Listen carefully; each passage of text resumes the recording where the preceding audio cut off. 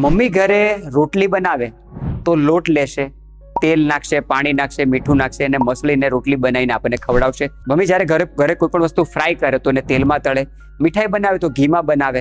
મતલબ કે સ્નિગ્ધ દ્રવ્યો માટે, ઓઇલ માટે આપણા ઘરની અંદર બે વિકલ્પ હોય છે, તેલ અને ઘી. પરંતુ ગુજરાતની અંદર રેડી ટુ ઇટ, સમગ્ર ભારતની અંદર રેડી ટુ ઇટ પેકેટ ફૂડનું ખૂબ વધારે ચલણ આવ્યું છે. બજારમાં જે કઈ વસ્તુ આપણે ખાઈએ છીએ તેમાં તેલ અને ઘી જ્યાં વપરાય છે એના વિકલ્પ શું છે તમને ખ્યાલ છે? એ જે કઈ વિકલ્પ વપરાય છે તે આપણા શરીર ઉપર કેટલી હદે ઘાતક છે એના વિશે તમને નોલેજ છે? તો કયા અને તેલ ઘી વપરાય છે, તે ક્યાંથી આવે છે, તેની શરીર ઉપર શું આડઅસર છે, તેની વિસ્તારથી વાત આજના વિડીયોમાં આપણે કરીશું.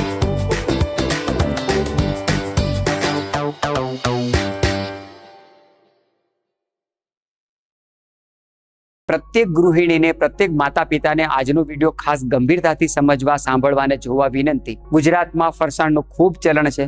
તમે બજારના કોઈ પણ રેડીમેડ પેકેટ ફરસાણ લઈ આવો, પછી વેફર હશે, કુરકુરે હશે, કોઈ પણ વસ્તુ હશે, અરે સિમ્પલ વઘારેલા મમરા પણ હશે, તો તેમાં તેલ માટે કયું વિકલ્પ વપરાય છે તમને ખ્યાલ છે કરી? તમે મોંઘામાં મોંઘી હોટલમાં ખાવા જાઓ કે જેનું એક થાળીની કિંમત 1200 રૂપિયા, 1500 રૂપિયા હોય, તો તે હોટલની અંદર જે કંઈ તેલ વપરાય છે તે તેલ કયું વપરાય છે આપણે ક્યારે પણ વિચાર્યું છે ખરું? નથી વિચાર્યું. તો હવે વિચારવાની જરૂર છે, કારણ કે આ જે કંઈ વિકલ્પ આધુનિક જગતે આપણને આપ્યા છે તે ખૂબ ઘાતક છે. વર્તમાન સમયમાં બજારની કોઈ પણ ફૂડ પેકેટ વાળી વસ્તુ લઈ આવો, કોઈ પણ તમે ખાદ્ય વસ્તુ લઈ આવો કે જ્યાં તેલ અને ઘી વપરાય છે, એની માટે આ લોકો પાસે બે જ વિકલ્પ હોય છે, ત્રીજો કોઈ વિકલ્પ નથી. એમાંનું પહેલું વિકલ્પ એટલે પામ તેલ. કોઈ પણ પેકેટ વાળી વાનગી લઈ આવજો, એના ઇન્ગ્રેડિયન્ટ વાંચજો કે તેમાં તેલ રૂપે કયું તેલ વાપરવામાં આવ્યું છે, તો 100% પામ તેલ હશે. વિકલ્પમાંનું પ્રથમ વિકલ્પ વપરાય છે એટલે પામ તેલ.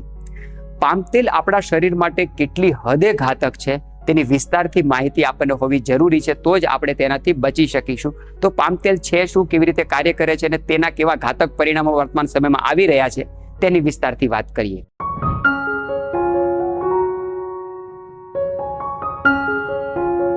પૂરી દુનિયામાં પામ તેલનું સૌથી વધારે કન્ઝપ્શન, ઉપભોગ ભારત કરે છે અને ભારતમાં પણ પામ તેલનો સૌથી વધારે વપરાશ ગુજરાત રાજ્ય કરે છે. એટલા માટે ગુજરાત રાજ્યમાં નાની નાની ઉંમરના બાળકોને પણ હાર્ટ એટેક આવવા લાગ્યા. એટલા માટે ગુજરાતમાં નાની નાની ઉંમરની માતાઓ બહેનોને પણ કેન્સર જેવી ભયાનક બીમારી આવવા લાગી, કારણ કે આ પામ તેલ કેટલી હદે ઘાતક છે, આપણે વગર વિચારીએ તેનું સેવન કરવા લાગ્યા છે. પૂરા વિશ્વમાં સૌથી વધારે પામ તેલનું ઉત્પાદન ઇન્ડોનેશિયા નામનો દેશ કરે છે અને બીજા નંબર ઉપર મલેશિયા કરે છે.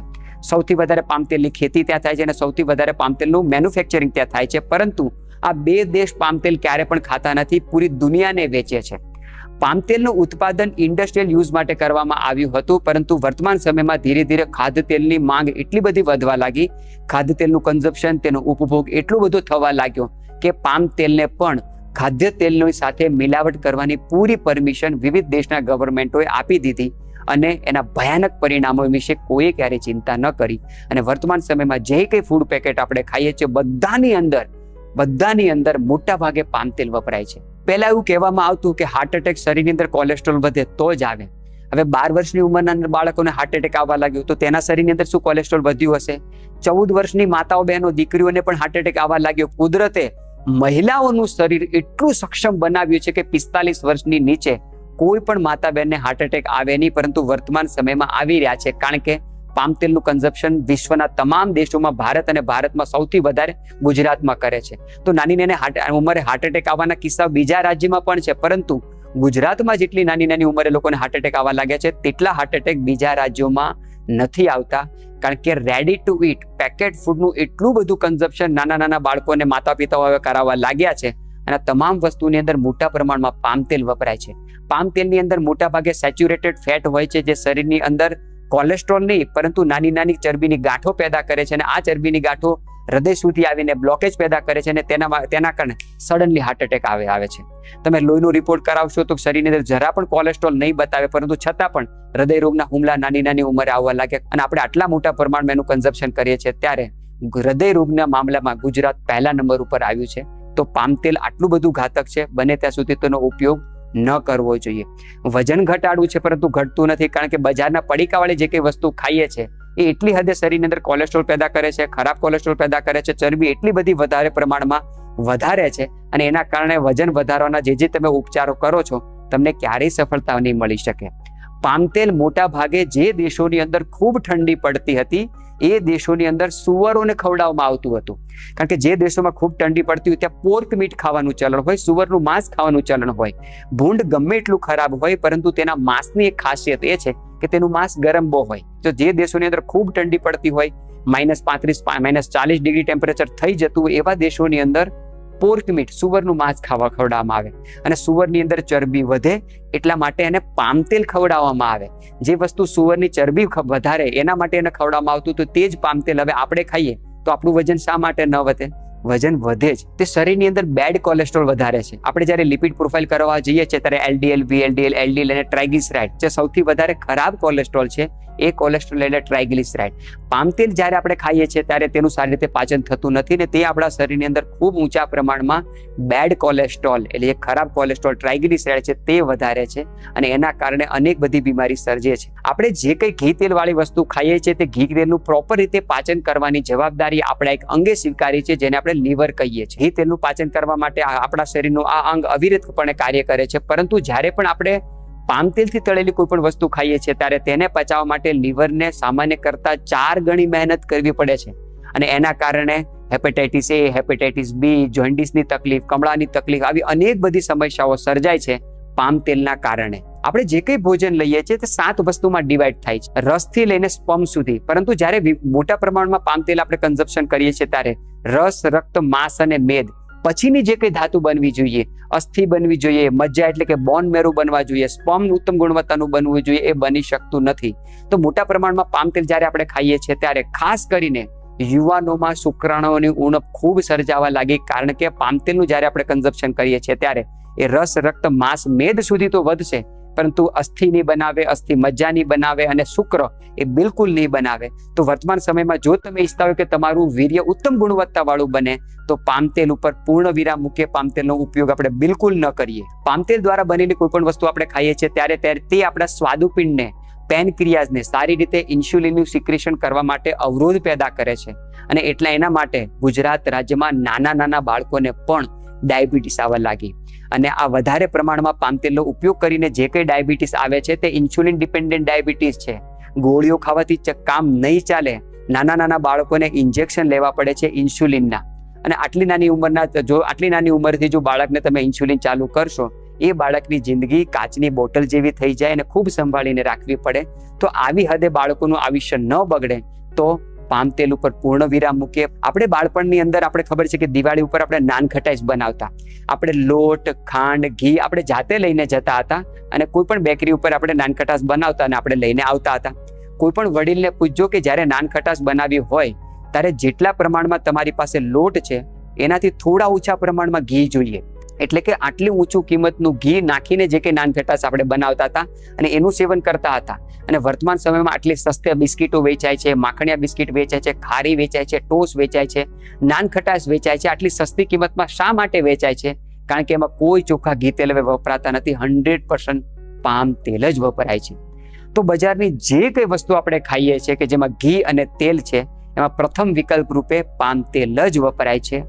બીજો વિકલ્પ સાંભળવા માટે તમારું કાળજું, તમારું હૃદય થોડું મજબૂત કરી લેજો. કારણ કે બીજો વિકલ્પ એટલો બધો ઘાતક છે કે જે સભ્ય સમાજના ગાલ ઉપર એક જોરદાર તમાચો છે જે આપણે બધાએ ખાધો છે અને એ આપણે હવે સમજવાની પણ જરૂર છે.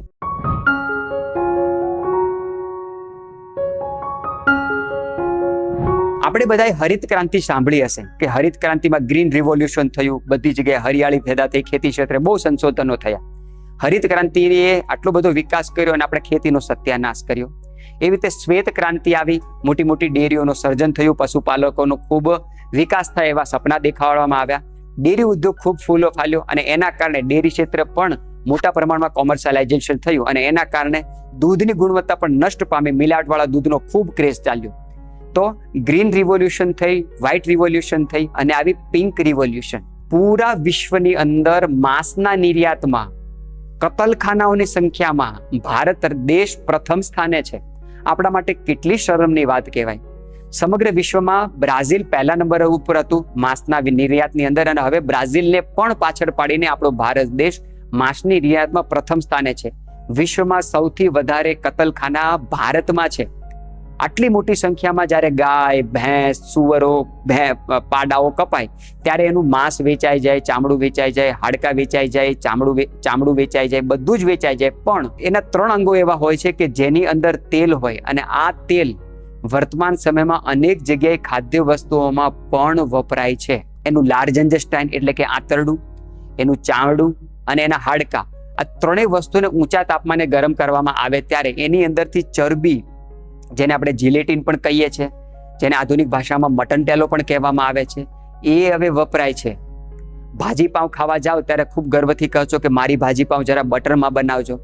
માસીના દીકરા થાય છે કે બટરમાં બનાવીને તમને આપશે? આટલું મોંઘું બટર આટલી સસ્તી ભાજીમાં કેવી રીતે નાખે છે? બટર આવે છે ક્યાંથી? એ લાખો જાનવરોના હાડકામાંથી, ચામડામાંથી, એના આંતરડામાંથી આવેલું હોય છે. અને આટલી મોટી સંખ્યામાં જ્યારે જાનવરોનો કતલેઆમ થાય તે ત્યારે એના આંતરડાને ભેગા કરવામાં આવે, હાડકાનો ભેગા કરવામાં આવે, ચામડાઓ બધા ભેગા કરવામાં આવે, અને સડાવવામાં આવે, અને ઊંચા તાપમાને ગરમ કરવામાં આવે, અને એમાંથી ઘી જેવો ચીકણો એક પદાર્થ નીકળે કે જેને મટન ટેલો પણ કહેવાય, જિલેટિન પણ કહેવાય. અને એ આ વસ્તુ મોટા પ્રમાણમાં હવે બેકરી પ્રોડક્ટોમાં, ખાદ્ય વસ્તુઓમાં, આઈસ્ક્રીમ બનાવવા માટે, ક્રીમ બનાવવા માટે મોટા પ્રમાણમાં વપરાય છે.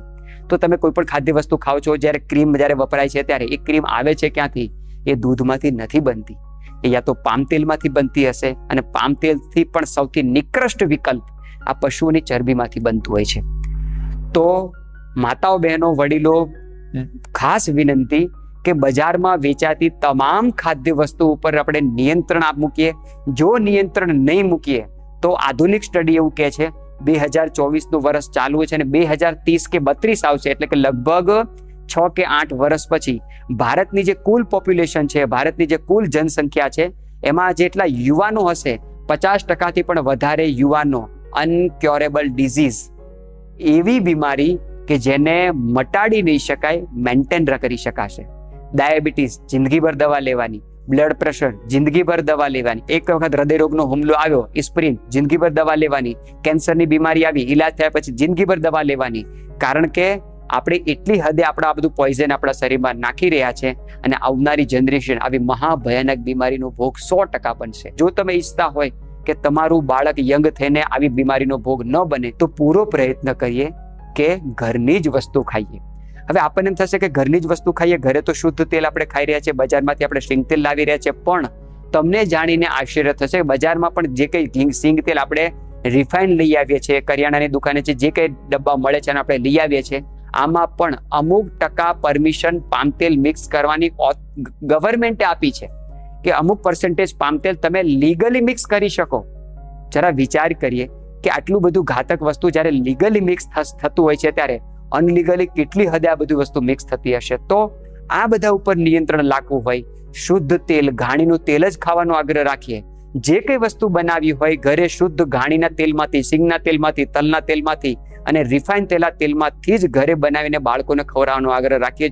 તો તમામ માતા પિતાને વિનંતી, પરિવારોને વિનંતી કે આવનારી જનરેશનને જો સુરક્ષિત રાખવા માંગતા હોય, બજારમાં કોઈ પણ એવી વસ્તુ વેચાય છે કે જ્યાં ઘી અને તેલ વપરાય છે, એ ક્યારે પણ કન્ઝપ્શન ન કરીએ, એનો ઉપયોગ ન કરીએ. બાળકોને કન્વિન્સ કરીએ કે કેટલી ઘાતક વસ્તુ છે, એવું વાતાવરણ ઊભું કરીએ, એવી ચર્ચાનો વિષયો બનાવીએ, આના વિશે ચર્ચાઓ કરીએ, અને આ વિડીયોને વધારે લોકો સુધી શેર કરીએ, જેથી કરીને આ માહિતીથી બધા અવગત થાય. તો જ આપણે આપણા રાજ્યને, આપણે આપણા રાષ્ટ્રને સક્ષમ અને સુરક્ષિત બનાવી શકીશું. સૌને જય હિન્દ, વંદે માતરમ.